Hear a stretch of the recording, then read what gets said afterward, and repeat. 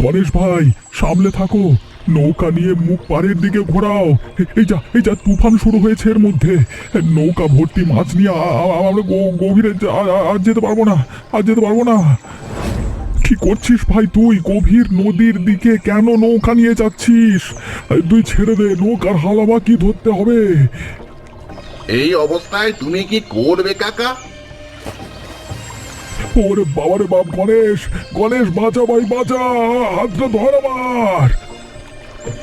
আর কি হবে কাকা? পড়ে যখন গেছো তখন নিজেরটা নিজেই সামলাও। এটা তুই কি বলছিস? আমি আমি ডুবে যাচ্ছি রে। আমি তোকে এতদিন নিজের কাজে নিয়ে এলে রাখলাম, আমি আজকে কাজ শেখালাম এত, আর তুই শেষ পর্যন্ত আমাকে বাঁচাচ্ছিস না। ধুর শালা, আপনি বাঁচলে বাপের নাম। যখনই ঝড় উঠেছে তখনই জানতাম আজকে ডুববো। সেই জন্যই এই আগে থেকে এই কাঠটাকে আঁকড়ে ধরে বসেছিলাম। এবার তুমি ডোবো শালা, আমি চললাম পাড়ের দিকে।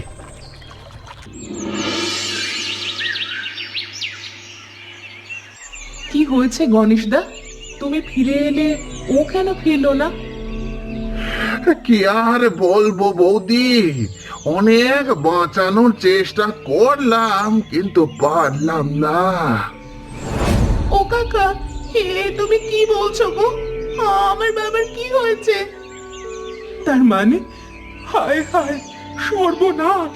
তুমি কি ওকে ওই উত্তাল নদীর মধ্যে ফেলে দিয়ে চলে এসেছো নাকি? আহ, তুমি বিশ্বাস করো বৌদি, আমি কেন ফেলে দিয়ে আসবো? আজকে আমি যতটা নদীর কাজ শিখতে পেরেছি সব তো ওই হরিপদ কাকার জন্য। আর তোমরা ভাবলে কি করে, হ্যাঁ, এই আমি ওকে ফেলে দিয়ে চলে আসবো? তাহলে তুমি একা একা কি করে ফিরে এলে? আর তোমাদের কি বলবো দুঃখের কথা, মানুষটাকে অনেক বাঁচাতে চাইলাম, এমনকি তার বাঁচাতে গিয়ে আমি নিজেই মরে যাচ্ছিলাম, কিন্তু ওই নদীর জলের মধ্যে আর পারলাম না। তার নিজেরও বোধহয় বাঁচার ইচ্ছা ছিল না, বুঝলে? কি জানি, হয়তো সংসারে সুখ ছিল না। ও কাকা, কেন তুমি মিথ্যা কথা বলছো? বাবাকে আমরা সবাই খুব ভালোবাসতাম, আর বাবা নিজেও আমাদের খুব ভালোবাসতো। যাই হোক, আমি চলি। যা হবার তো হয়ে গেছে, এখন আগে কি হবে তাই ভাবো তোমরা। তোমাদের ঘরের মানুষ যে নদীর ঢেউয়ে হারিয়ে গেছে সেটা মেনে নেওয়াটাই তোমাদের মঙ্গল। ওরে, ওরে অকুসুম রে, আমাদের কি সর্বনাশ হয়ে গেল রে! এমন ভাবে আমাদের ক্ষতি হয়ে যাবে সেটা তো আমি কোনোদিন ভাবতেও পারিনি। এত কষ্ট কেন দিয়ে গেল তোর বাবা আমাদের? তোর বাবা আমাদের এইভাবে অকালে ভাসিয়ে দিয়ে যে চলে যাবে, এ যে আমি কোনোদিন ভাবতেও পারি না রে।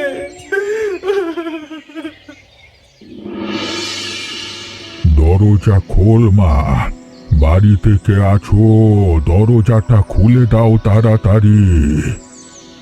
দেখ তো কুসুম, এই সন্ধেবেলায় আবার কে এলো? দরজাটা খুলে দে। ওমা, এখানে একটা সাধু বাবা এসেছে গো। আমি সেই সকাল থেকে পথ চলে চলে বড় ক্লান্ত হয়ে পড়েছি। অনেক দূর থেকে আসছি, আমাকে এক গ্লাস জল খেতে দেবে? আগে আগে সাধু বাবা, আসুন আসুন।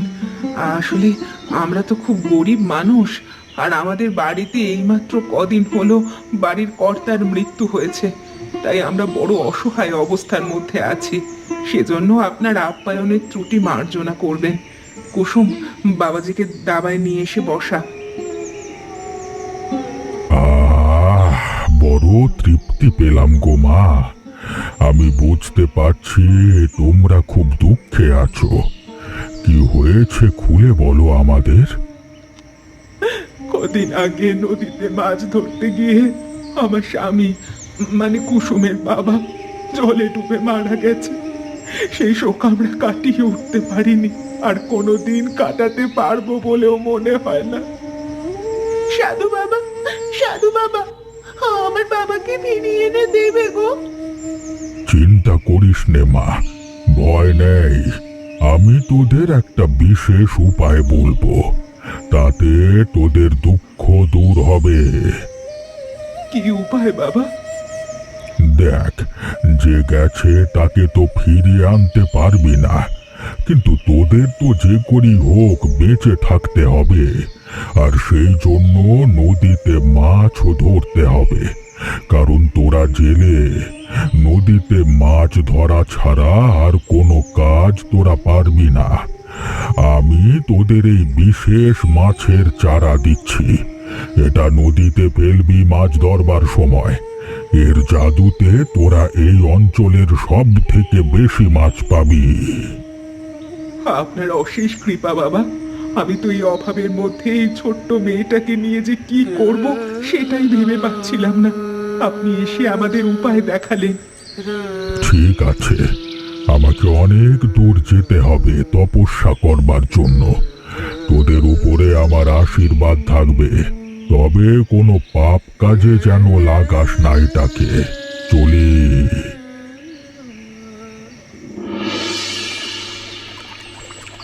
মা, কালকে সাধু বাবা যে বিশেষ চার দিয়ে গিয়েছিল সেটাই কি আজ নদীতে ফেলবে? হ্যাঁ, চল মালতী, ওটাই ফেলবো আজকে। কিন্তু ওটা কাজ করবে তো মা? নিশ্চয়ই করবে। সাধু বাবা মিথ্যা কথা বলে যাননি রে। উনি সব বোঝেন, সব জানেন। উনি সব জেনে বুঝেই আমাদের সাহায্য করতে এসেছিলেন। মা, ও মা, বাবা কি এই নদীতেই মারা গেছে গো? হ্যাঁ রে কুসুম, কিন্তু মানুষটা যে এত ভালো সাঁতার কাটতে পারতো, কিন্তু তারপরেও যে কেন এরকম হয়ে গেল সেটাই তো বুঝতে পারছি না। আমার মনে হয় বাবার সাথে কেউ শয়তানি করেছে। দেখ দেখ কুসুম, সাধু বাবা ঠিক কথাই বলেছিলেন। কত মাছ এসেছে দেখ। কি মজা, কি মজা! আমি তো এত মাছ কোনোদিন চোখেই দেখিনি। আজ বাবা যদি বেঁচে থাকতো তাহলে এত মাছ দেখে কত আনন্দ পেত। বাবা এই মাছ ধরতে গিয়ে কিনা চলে গেল। চল কুসুম, আমাকে সাহায্য কর। এই মাছগুলো তাড়াতাড়ি ধরে ফেলে বাজারে যেতে হবে বিক্রি করতে। এগুলো বিক্রি করতে না পারলে আমরা যে না খেতে পেরে মরবো। মাছ নিয়ে যাও গো তোমরা, মাছ নিয়ে যাও। আমাদের স্বামী মারা যাওয়ার পর অনেক কষ্ট করে আমরা এই কটা মাছ ধরে তোমাদের কাছে বিক্রি করতে এসেছি। মাছগুলো নিলে আমরা খেতে পারবো গো। এই ছোট মেয়েটার মুখের দিকে তাকিয়ে তোমরা এই টাটকা টাটকা মাছগুলো নিয়ে যাও গো। আরে তুমি হরিপদর বউ না? বাবা বাবা বাবা বাবা বাবা, তাহলে আর বলতে হবে না, হরিপদ বাজারের সেরা মাছ বিক্রি করতো। কিন্তু মানুষটা বড় তাড়াতাড়ি বড় অসহায় ভাবে চলে গেল। আহা রে, এত ভালো জেলে ছিল, কিন্তু কি করে যে জলে ডুবে মরলো সেটাই তো বুঝতে পারছি না। তোমরা আমাদের মাছ খাবে কাকু? মাছ খুব ভালো আমাদের। হ্যাঁ হ্যাঁ হ্যাঁ হ্যাঁ, দাও দাও দাও দাও, তাহলে সবাইকে 2 কিলো করে মাছ দাও তো। বলি, তোমরা কি স্বামী মারা যাওয়ার পর নাক লজ্জার মাথা খেয়েছো নাকি? ঘর ছেড়ে বাজারে এসে বসেছো? ঠিক আছে, কিন্তু কে অধিকার দিয়েছে তোমাদের চুরি করার? হ্যাঁ, আর তোমাদেরও বলি, তোমাদের জ্ঞান আক্কেল নেই নাকি? হ্যাঁ, এই এত সহজে তোমরা ভেবে ফেললে যে এতগুলো মাছ এরা দুজনে মিলে ধরে এনেছে। এইসব মাছ আমার। তোমাদেরকে বোকা পেয়ে এরা দুজনে মিলে মুরগি বানাচ্ছে। কি বলছো রে তুমি? এরে সত্যি কথা? গণেশ, কি করছিস কি? তুই তো হরিপদর সাগরেদ ছিলিস, আর তুই এরকম ঝামেলা পাকাচ্ছিস এখানে। ওদেরকে শান্তি করে মাছটা বিক্রি করতে দে। দেখুন না মহাজন বাবু, আমাদের উপরে মিথ্যা দোষ চাপাচ্ছে। দেখুন রতন বাবু, আমার ধান্দা থেকে আপনি সরে যান। তুই কার সাথে কিভাবে কথা বলছিস সেই জ্ঞান আছে? তুই আমাকে হুমকি দিচ্ছিস? ঠিক আছে, আজকের মতো ছেড়ে যাচ্ছি, কিন্তু যাবে কোথায় তোমরা? একদিন ব্যবসা করে তো আর বাঁচতে পারবে না। কাল দেখে নেব তোমাদের। একটাকে নিপাতে পাঠিয়েছি, মনে হচ্ছে এদের দুজনকেও পাঠাতে হবে। দাঁড়া। কি রে, তোদের কেমন কাটলো আজকে? এই পথ দিয়ে ফিরে যাচ্ছিলাম, ভাবলাম তোদের সাথে আরেকবার দেখা করে যাই। বড় কষ্টে আছি বাবাজি। জানো তো সাধু বাবা, তুমি এসে খুব ভালো কাজ করেছো। বাবার এক সময় সাগরে ওই গণেশ কাকু আজ হুমকি দিয়ে আমাদের ব্যবসা বন্ধ করে দিচ্ছিল। কি বলছিস কি? আমার কুসুম মাকে কষ্ট দিয়েছে ও শয়তান? আর শুধু কি তাই, হুমকি দিয়েছে আমরা যদি আবার বাজারে ব্যবসা করতে যাই তাহলে ও আমাদের মেরে ফেলতে পারে। ঠিক আছে, ভয় নাই মা, আমার কাছে তোদের জন্য আরো একটা সমাধান আছে। আমি তোদেরকে একটা বিশেষ মশলা দিচ্ছি। এই মশলা দিয়ে টক ঝাল মাছের ঝোল বানাবি।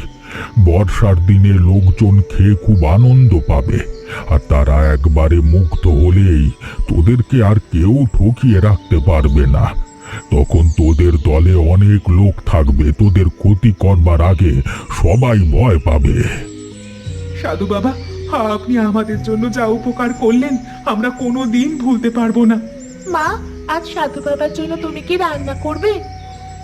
আপনি সেদিন আমাদের ঘর থেকে কিচ্ছু না খেয়ে চলে গেছিলেন, তবে আজ আর আপনাকে এমনি এমনি যেতে দেব না। আমি এক্ষুনি গরম গরম ভাত বসাচ্ছি, কিছু খেয়ে তারপরে যাবেন। ঠিক আছে, তোরা আমার মেয়ের মতো, তোদের কাছে খেতে আমার কোনো আপত্তি নেই। তবে আমি বলছি, তোদের এই মশলা ভাগ্য বদলে দেবে, আর তোদের সামনে এখন কিছু বিপদ আসতে পারে। আমি কয়েকদিন তোদের এখানে থেকেই যাব। বাহ, এর থেকে ভালো খবর তো আর কিচ্ছু হতেই পারে না। আয় কুসুম, বাবাজির জন্য রান্না করি আমরা দুজনে। কালকে হয়তো ঝামেলার পর আজকে আবার তোমরা এটা নতুন শুরু করলে নাকি? নতুন ব্যবসা মনে হচ্ছে। বাহ বাহ বাহ বাহ বাহ, বেশ সুন্দর গন্ধ বেরোচ্ছে তো তোমাদের রান্না থেকে। বাবু, এটা হচ্ছে টক ঝাল মাছের ঝোল, বিশেষ খাবার। এমন রান্না এর আগে কেউ কোনোদিন খায়নি, আমি নিশ্চিত করে বলতে পারি। বাবরে বাবরে বাবরে বাপ, আমরা তো গন্ধ নাকে যেতে চলে এসেছি বাপ। ওই বদমাইশ কাকু তো আমাদের হুমকি দিয়ে মাছ বিক্রি করা বন্ধ করে দিয়েছিল, কিন্তু মাছের ঝোল বিক্রি বন্ধ করতে পারবে না যদি তোমরা সবাই মিলে খেয়ে আমাদের ভালোবাসো তো। ঠিক আছে খুকি, দে দে দে দে দে, খেয়ে দেখি কেমন হয়েছে তোদের এই টক ঝাল মাছের ঝোল। শুধু বাবু একা নয়, আমরাও খাবো একসাথে। হ্যাঁ, আহা আহা বৌমা, তোমার যে এমন সুন্দর রান্নার হাত এবং ওই বিশেষ রান্না, মানে যেন তুমি সেটা মানে কোনোদিনই আমরা কি পরিচয় পাইনি। মানে কি সুন্দর হয়েছে গো। সত্যি কথা বলেছে ভাইরা। আরে আমাদের গ্রামে যে একজন এরকম বিশেষ রান্না করতে পারে সেটা তো আমাদের জানাই ছিল না। হরিপদ মারা যাবার পর দেখছি ওদের এই বিশেষ গুণটা ফুটে বেরোচ্ছে। আপনারা রোজ আসবেন তো তাহলে খেতে? অবশ্যই আসবো, এখন আরো দাও। এইটুকু খেলে মন ভরবে না তো, এমন সুন্দর রান্না। ও বাবা, আমরা প্রথম নিয়মিত আসবো, নিয়মিত। হ্যাঁ, বালতি আমি অনেক জায়গায় খেয়েছি, কিন্তু তোমার হাতের রান্নার তুলনা নেই। আমি যেদিন যেদিন বাজারে আসতে পারবো না সেদিন তুমি আমার বাড়িতে তোমার এই অপূর্ব ঝোল রান্না পাঠিয়ে দেবে। আমি আমার লোককে বলে রাখবো তোমাদের পয়সা দিয়ে দিতে। ধন্যবাদ আপনাদের সবাইকে। আমি খুব ভয় পেয়ে গিয়েছিলাম, এবার মনে হচ্ছে আপনারা সত্যিই আমাদের পাশে আছেন। শালা, তোরা কি একেবারে হরিপদর মতো মরে গেলে তারপর আমার কথা শুনবি? হ্যাঁ, তোদেরকে কতবার বলেছি এসব নাটক না করতে, আবার আজ তোরা বাজারে নতুন দোকান করে নাটকবাজি করতে এসেছিলিস? হ্যাঁ, চুপ করো গণেশ, আমি তোমার খবর খুব ভালো করে জানি, ফল কিন্তু ভালো হবে না। ওমা ওমা, দেখো ওই গণেশ কাকু আবার এসেছে। তুই এখানে চুপ করে বস, আমি দেখে আসি কি করা যায়। কি বলছিস সাধু বেটা? তুই এখানে এসে আস্তনা নিয়েছিস? এটাকে কি ঠেক বানিয়েছিস নাকি? হ্যাঁ, নাকি সাধুগিরির ভিতর ভিতর অন্য কিছু চলছে তোমার? হ্যাঁ, মেরে না মাথা ফাটিয়ে দেবো একেবারে। হ্যাঁ, গণেশদা, তোমার যদি কিছু বলতেই হয় তাহলে আমাদের বলো, কিন্তু সাধু বাবাকে অপমান করো না। গণেশ, আমি তোকে ভয় পাই না। যা বুড়ো ভাম, আমাকে ভয় না পেলে তাহলে এইরকম ভাবেই মরবি। ব্যাটার নিজের দাঁড়ানোর ক্ষমতা নেই, আবার বুদ্ধি দিতে এসেছে এই ভিখারি গুলোকে। হায় হায়, সর্বনাশ! এ তুমি কি করলে? তুমি ওনার মতো একটা মানুষকে লাথি মারলে। তোর এই অন্যায়ের শাস্তি তুই পাবি, কাল কি তোর পা ভাঙবে? যে পা দিয়ে তুই আমাকে লাথি মেরেছিস আর যে অহংকার তুই এদের মতো অসহায় মানুষদের উপর দেখিয়েছিস, তার ফল তুই কালকেই ভোগ করবি। বেশি নাটক। আমার পা ভাঙবে তোর কথাই নাকি বুড়ো? হ্যাঁ, যত সব বাজে কথা। এই শেষবারের মতো বলে যাচ্ছি তোমাদের, যদি সাহস থাকে আর আজকের ঘটনা দেখে তোমরা শিক্ষা না নাও, তাহলে আবার কালকে বাজারে গিয়ে বসবে। আমাদের আগে দাও, আমাদের দাও। ওরে বাবা, সারাদিন কাজ করে বড় খিদে পেয়ে গেছে। দাও, দাও, দাও, দাও, দাও, দাও, দাও। হ্যাঁ হ্যাঁ, সবাই ধৈর্য ধরুন, সবাই পাবেন। তবে আগে জেলে ভাইদের দেব, কারণ তারা সারাদিন নদীতে পরিশ্রম করে। তোমাদের উন্নতি দেখে আমার গর্ববোধ হচ্ছে। মানুষটা এভাবে অকালে চলে যাওয়ার পর যে কারোর কাছে হাত না পেতে তোমরা নিজেদেরকে সামলে নিয়েছো, সেটাই অনেক। দেখেছো মা, আমরা পেরেছি। সাধু বাবার কৃপায় আমাদের ঠিক উন্নতি হয়েছে। সত্যি তোমাদের উপরে ওপরওয়ালার আশীর্বাদ আছে, না হলে ওই লোকটার যা অবস্থা হয়েছে মুখে বলবার নয়। কার কি অবস্থা হয়েছে? ও মা, ওরা মনে হয় গণেশ কাকার কথা বলছে। সত্যি, সেদিন যে গণেশ কাকা আমাদের বাড়িতে এসে হুমকি দিয়ে গেল, তারপর থেকে তো আর কোনোদিন তাকে দেখতেই পাইনি। দেখতে আর কি করে পাবি মা তুই? সে কি আর ঠিক আছে? তার মানে কি হয়েছে ওর? ভয়ানক অবস্থা তার। তোমাদের বাড়িতে হুমকি দেওয়ার পর দিনই আমি তাকে ধরতে গেছিলাম। আমার কাছে খবর পৌঁছেছিল সকালবেলাতে, কিন্তু তারপর দেখলাম তার বাড়িতে গিয়ে সে পা ভেঙে বিছানায় শুয়ে কাতরাচ্ছে। এখনো সেই অবস্থাতেই আছে, কেউ ওকে সাহায্য করেনি। জানো তো মহাজন জেঠু, ওই দুষ্টু কাকা আমাদের বাড়িতে এসে সাধু বাবাকে লাথি মেরে গিয়েছিল। আর সাধু বাবা বলেছিল যে আমাদের উপর অত্যাচার এবং ওর এই অহংকারের জন্য ওর পা ভাঙবে। সত্যি, সাধু বাবা সিদ্ধ মানুষ। যাই হোক, পরের কথা আলোচনা করে লাভ নেই। তোমরা খাওয়া দাওয়া করো সবাই।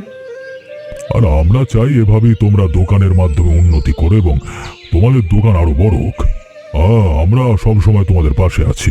আর কেউ শয়তানি করলে তার সাথে যে কি হতে পারে সেটা তো সবাই দেখেই নিল, তাই না? কুসুম, আজকের পড়াশোনাটা তুই এখান থেকেই করে নে। আজকে দোকানে অন্য দিনের থেকে আরো বেশি ভিড় আছে। আমাদের বাড়ি ফিরতে দেরি হয়ে যাবে অনেক। তুমি কিচ্ছু চিন্তা করো না মা, তুমি দোকান সামলাও, আমি সব পড়াশোনা করে নিচ্ছি। বাবা চাইতো আমি পড়াশোনা করে খুব শিক্ষিত হব। দেখবে, আমি পড়াশোনা শিখে আমাদের এই দোকানকে গ্রাম থেকে শহরে নিয়ে গিয়ে শহরের সব থেকে বড় দোকান বানাবো। চিনতে পারছো মতি? তারপর দিন তোমাদের দোকান ভাঙতে আসার কথা ছিল, কিন্তু আসতে পারিনি। এই আজ এলাম, অনেক কষ্টে আছি। কিছু খেতে দেবে? একটা কাজ দেবে গো? ওই বেটা এসেছে, দেখো দেখো কি অবস্থা। আরে দেখো দেখো, সাধুকে লাথি মারলে কি হয় দেখেছিস? গরিব মানুষের উপর অত্যাচার করলে কেমন শাস্তি হয়। তুমি দূর হয়ে যাও আমাদের দোকান থেকে। তুমি কোন মুখে এসেছো আমাদের এখানে? লজ্জা একটুও নেই নাকি তোমার? আমি জানি তুমি আমার বাবাকে মেরেছো, না হলে আমার বাবা কোনোদিন মরতো না। মা, তুমি ওকে একদম খেতে দেবে না। ও আমাদের সাথে শয়তানি করেছে আর বাবাকে বিপদের সময় বাঁচায়নি, নিজে ঠিক সাঁতরে উঠে এসেছে। ঠিক বলেছিস কুসুম, আমি জীবনে অনেক ভুল করেছি। তবে দেখ, তার শাস্তি তো পাচ্ছি এতদিন। আমার সারা শরীর শুকিয়ে গেছে। সেদিনের পর হঠাৎ করে আমার পা ভেঙে গেল। আমি আর খেতে পাই না, আমাকে আর কেউ দয়া করে না। ওরে বাবা, ওই দেখ, লোকজন আমার দিকে কেমন করে দেখছে দেখ। আমি আর কারোর সাথে পারি না যে। কি চাও তুমি এখানে? একটা কাজ দাও আমাকে, যা খুশি। বাসন মাজা, ঘর ঝাড়ু দেওয়া, সব কিছু করতে পারবো। মা, ও যা শয়তান, ওর কথা একটু বিশ্বাস করবে না তুমি। কুসুম, মানুষকে একটা সুযোগ দিতে হয় মা। মানুষ যতই ভুল করুক, তাকে পরিবর্তনের জন্য একটা সুযোগ দেওয়া উচিত। ঠিক আছে, তুমি কাল থেকে এখানে থালা বাসন মাজবে। তবে হ্যাঁ, খেতে গেলে কাজ করে খেতে হবে, বসে বসে কিন্তু খাওয়া যাবে না। আর যদি কোনোদিন দেখি যে টাকা পয়সা চুরি করার চেষ্টা করেছো, তাহলে কিন্তু গ্রামের লোকেদের ডেকে মারতে মারতে তাড়িয়ে দেব। ধন্যবাদ তোমাদের। আমার মতো অভাগার উপরে কৃপা করার জন্যে। আমি আর কোনোদিন শয়তানি করব না, দেখো আমি প্রমাণ করে দেব বাকি জীবনটা ভালো হয়ে থাকতে। মা, এতদিন বাবা বেঁচে থাকলে কত ভালো হতো বলো। বাবার কথা বড্ড মনে পড়ে আমার। হ্যাঁ রে মা, তোর বাবা শুধু অভাবই দেখে গেল, কিন্তু সুখের সময় এই মানুষটাই যেন কোথায় চলে গেল। দেখো, আজ আমাদের এত বাড়াবাড়ি হয়েছে। শুধু আমাদের গ্রাম নয়, কত দূরে দূরে আমাদের নাম ডাক হয়েছে দোকানে। বাবা এইসব দেখতে পেলে বড় ভালো হতো গো। তবে তোর বাবার পিছনে যে শয়তানি করেছিল গণেশ কাকা, তাকে আমরা ক্ষমা করে দেওয়ার পরেও তো বেশি দিন বাঁচলো না। ওর মৃত্যুটাও কিন্তু বড় ভয়ানক, বড় কষ্টে হয়েছে। তা তো হবেই রে মা। ভালো মানুষকে যে কষ্ট দেয়, খুনের চেষ্টা করে, অথবা বিপদে পড়লে বাঁচায় না, তার তো শাস্তি হবেই। তবে অনেকদিন সাধু বাবা কিন্তু আমাদের বাড়িতে আসেনি। সেই যে গিয়েছিল, তারপর থেকে তো আর এলোই না। আর হয়তো কোনোদিন আসবেনও না উনি। উনি আমাদের ভালো করার জন্যই এসেছিলেন। জানো মা, মহাজন কাকু বলছিল এই গ্রামের ভবিষ্যৎ দায়িত্ব নাকি আমাকে দেবে, আমি যদি শহর থেকে খুব ভালো করে পড়াশোনা করে আসি। হ্যাঁ, এখন তো তুই শহরে গিয়ে পড়াশোনা করতে পারবি, তোর বাবার স্বপ্ন সফল হবে। আর অবশ্যই দায়িত্ব নিবি, গ্রামের দায়িত্ব নেওয়ার তো প্রয়োজন। দেখেছো তো, মানুষের সাথে অত্যাচার করলে, অবিচার করলে কেমন বিচার হয়। আমাদের গণেশ কাকার সাথে যেরকম হয়েছে তেমনটাই হবে। আচ্ছা, তোমরা বলতে পারবে গণেশ কাকার পা কেন ভেঙেছিল? উত্তরটা কিন্তু তোমরা কমেন্ট করে জানিও।